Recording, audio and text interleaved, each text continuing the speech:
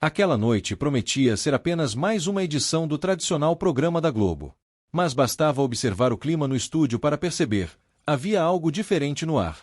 O silêncio da plateia não era de respeito, era de expectativa. Os olhos estavam atentos, os rostos sérios. No centro do palco, o logotipo brilhava no telão, enquanto Pedro Bial organizava seus papéis com uma calma calculada. Mas até mesmo a serenidade de Bial traía uma certa tensão, ele sabia o que vinha pela frente.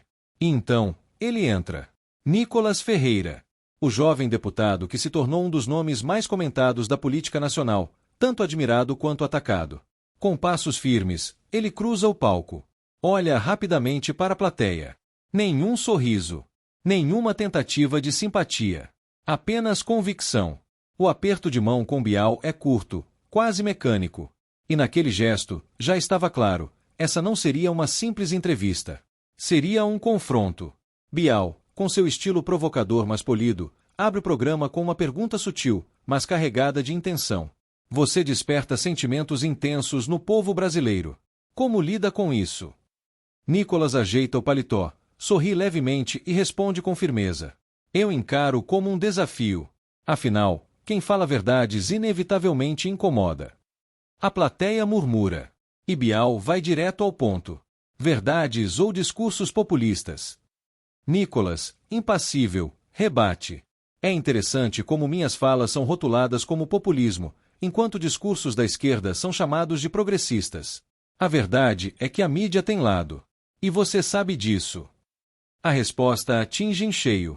O estúdio se divide. Olhares cruzados, respirações contidas. O clima está montado. E o programa, que mal começou, já pegou fogo. Bial insiste, agora questionando se as falas de Nicolas não beiram o extremismo.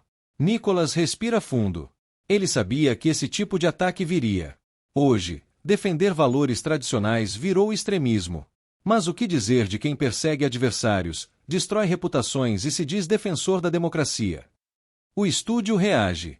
Parte da plateia concorda visivelmente, enquanto outros expressam desconforto.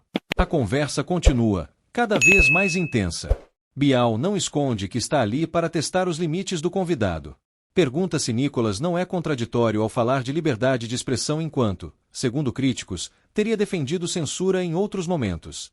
A resposta vem afiada. Eu defendo liberdade dentro dos limites da lei e da moralidade. Mas o problema é o duplo padrão. Alguns podem falar tudo, outros são silenciados só por discordar. Bial aperta o cerco. E quem define esses limites? Nicolas responde de forma direta: o povo. Não uma elite acadêmica que se acha dona da verdade. A frase explode como dinamite. A plateia se agita. A tensão é quase física. O embate segue. Bial acusa: sua visão de mundo não inclui diversidade de pensamento. Nicolas sorri de canto. É curioso. Os mesmos que falam em diversidade querem calar quem pensa diferente. Liberdade precisa valer para todos. Não só para um grupo. Bial tenta uma última cartada. Mas e quando essa liberdade esbarra no discurso de ódio? Nicolas responde sem hesitar. Hoje, qualquer opinião que incomoda é rotulada como ódio. Questionar dogmas virou crime. Mas será que estamos falando de ódio, ou apenas de liberdade de pensamento? O estúdio silencia por instantes. A plateia percebe que não está diante de um político comum. Está diante de alguém que domina a arte do confronto.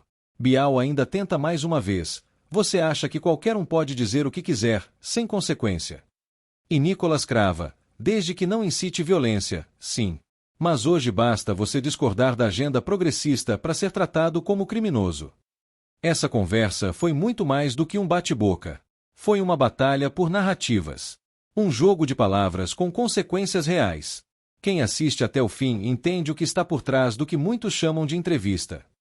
Vê como linguagem está sendo usada como arma para controlar o pensamento.